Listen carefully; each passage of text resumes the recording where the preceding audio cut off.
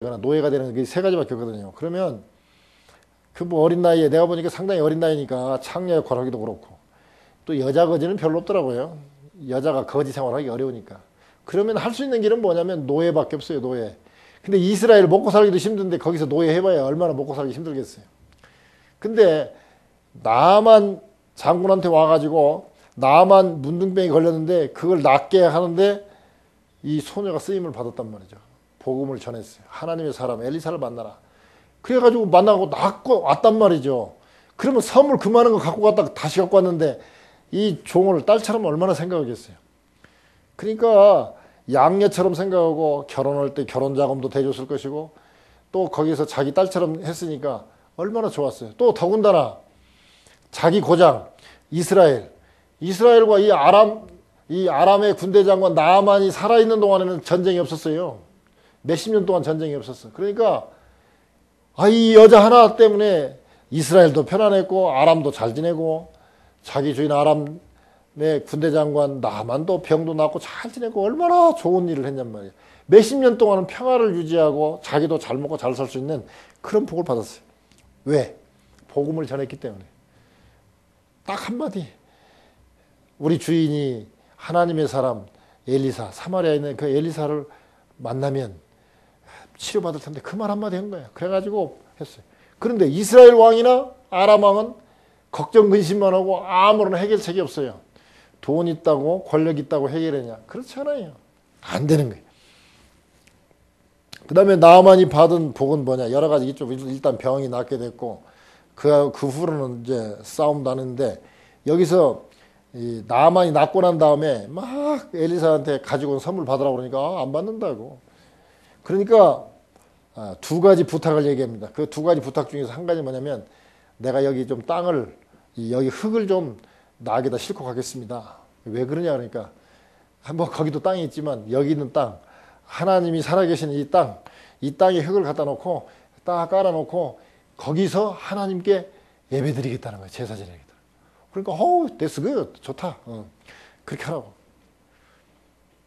그 다음에 또 하나의 청이 있는데 뭐냐면 내가 이제 하나님만 섬기기로 했는데 하나님 앞에서만 고개를 숙이고 다른 신이나 우상한테는 고개를 숙일 생각이 없는데 문제는 우리 왕이 내가 모시고 있는 아람 왕이 님몬이라는 신을 섬기는데 그 님몬 그 사당에서 이렇게 절을 할 때 이 양반이 너무 비둔하고 늙어갖고 내가 옆에서 부축을 해야 되는데 이 양반이 고개 숙일 때 나도 부축하니까 같이 고개 숙일 수밖에 없다. 나는 숙이고 싶은 마음이 하나도 없는데 숙여야 된다. 그러니까 그거 좀 어떻게 그거는 내가 원하지 않지만 그렇게 하는데 그거를 갖다가 말하면 사유해 주시기로 한다. 그거는 좀 내가 어쩔 수 없이 짓는 죄인데 그거는 좀 용서해 주기를 바란다. 그래요. 자, 뭔 말입니까? 우리 식으로 말하면 나는 하나님 믿는데 우리 집은 전부 다 제사 지낸다는 거예요. 우상들 그 조상들 돌아가신 그 선조들을 제사를 지내는데 다 제사 지내는데 내가 어떻게 하겠냐. 그랬을 때에 이런 제사 문제라든지 이런 그 신학적으로 말하면 상황 윤리 속에서 우리가 어떻게 해야 되느냐. 어쩔 수 없는 그런 처지에서 어떻게 하냐 이거죠. 근데 이제 우리가 이런 걸 좀 생각을 해야 돼요.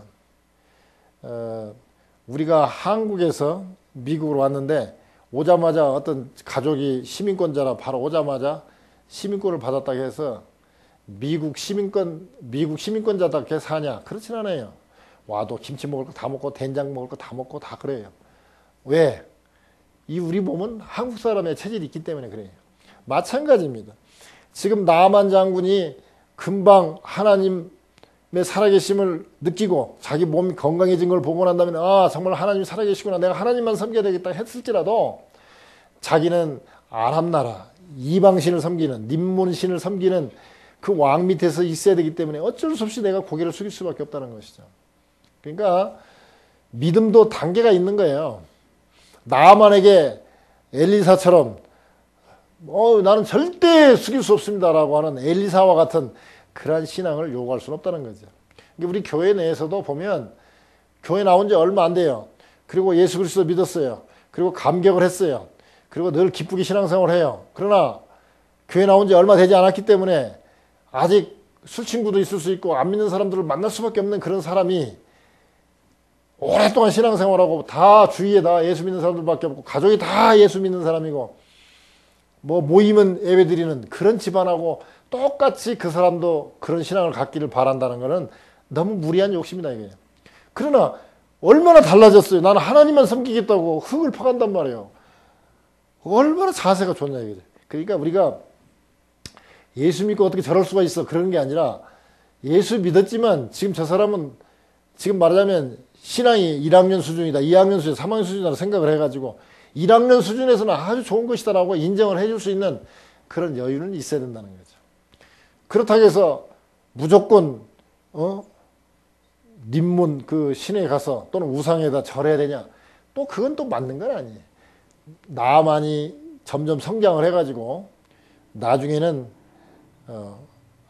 왕이 씨 실은 제가 2차 해가지고 하나님 섬기기로 했는데 섭섭하시겠지만 다른 분이 부축할 수 있도록 그렇게 허락해달라고 해가지고 이제 나중에는 다른 사람이 부축하고 하도록 그렇게 하겠죠.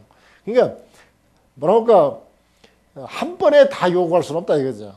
그리고 그 사람의 믿음의 상태에서 그 정도도 상당히 좋은 상태라고 우리가 인정해 줄 수 있을 만큼 이게 넓은 마음을 가져야 된다. 또 우리가 어쩔 수 없이 그런 상황에서 죄 지을 수밖에 없었다. 그러면 하나님 이런 상황에서 제가 이럴 수밖에 없지 않습니까? 하나님 어쩌여 나를 이런 데 보냈습니까? 나로 하여금 이렇게 어려운 상황에 빠지겠습니까? 라고 하나님께 불평불만을 할 게 아니라 하나님 이런 상황에서 제가 믿음을 지키지 못하고 제가 참 어쩔 수 없이 실수를 했습니다. 죄를 졌습니다. 용서해 주십시오라고 기도하는 자세가 더 바람직하다 이거예요. 그러니까 상황 윤리를 자꾸 용납하다 보면요.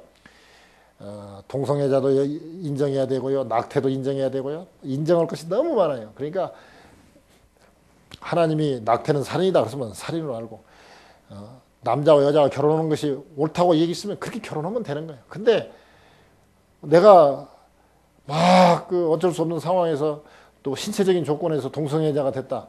그러면 하나님께 기도하고 어떻게든지 그걸 벗어날 수 있게 해달라고 기도하고 또 벗어나지 못해가지고 죄를 졌으면 하나님께 기도하면서 용서를 구해야지. 나를 이렇게 만든 하나님은 아주 잔인한 하나님이니까 나는 이렇게 할 수밖에 없다라고 그렇게 얘기하면 안 된다는 거예요. 근데 여기서 보니까 엘리사가 한 말이 중요해요. 엘리사가 누굽니까? 하나님의 사람이에요. 하나님의 사람이 내가 님몬 신당에 가서 원치 않지만 어쩔 수 없이 고개를 숙여야 됩니다. 이걸 용서해달라고 그러니까 너는 평안히 가라. 그 말이 뭔 말입니까? 님몬 신당에서 절하는 것이 옳지는 않지만 그러나 하나님이 옹졸한 분은 아니시다. 네 마음 중심을 보고 네가 그 절하면 안 되지만 어쩔 수 없이 절한다는 거 하나님이 알고 그러니까 그걸로 인해서 괴로워하지 말고 평안히 가라. 그러면 엘리사가 대답한 것은 하나님의 응답이라고 봐야 돼요. 나만에게 있어서는 하나님께서 그 정도만 돼도 기쁘게 받은 거예요.